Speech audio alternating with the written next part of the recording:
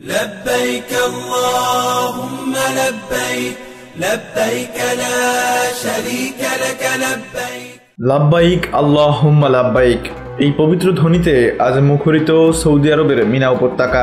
মিনা অবস্থানের মধ্য দিয়ে শুরু হলো হজ 2025-এর আনুষ্ঠানিকতা। প্রতি বছর জিলহজ মাসের 8 তারিখ হজ যাত্রীরা ইহরাম বেঁধে রওনা হন মক্কার পবিত্র মসজিদুল হারাম বা নিজ আবাসন থেকে মিনার উদ্দেশ্যে।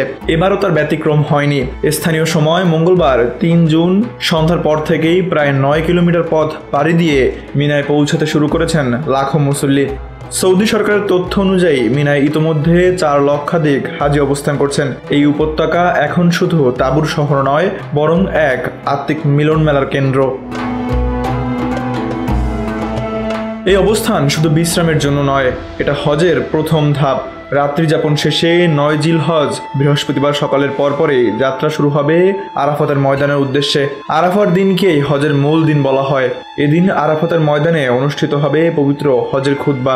এবার খুতবা প্রদান করবেন বিশিষ্ট ইসলামিক স্কলার শেখ সালেহ বিন হুমাইদ, যিনি সৌদি বাদশার অনুমতিতে এই গুরুদায়িত্ব পালন করবেন।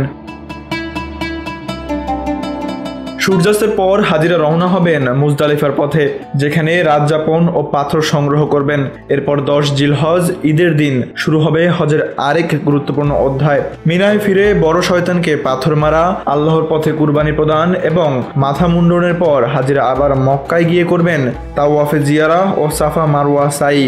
শেষে মিনায় ফিরে 11 ও 12 জিলহজ শয়তানকে পাথর নিক্ষেপের মাধ্যমে সম্পন্ন হবে হজের আনুষ্ঠানিকতা।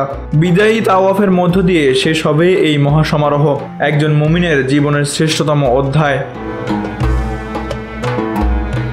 প্রায় 15 লাখ মুসল্লি এবার হজ পালন করছেন। বিশ্বের নানা প্রান্ত থেকে আগত এই তীর্থযাত্রীরা এক আল্লাহর বান্দা হয়ে মিলিত হয়েছেন পবিত্র ময়দানে। তাদের কণ্ঠে ধ্বনিত হচ্ছে লাব্বাইক আল্লাহুম্মা লাব্বাইক লা শারিকা লাকা লাব্বাইক।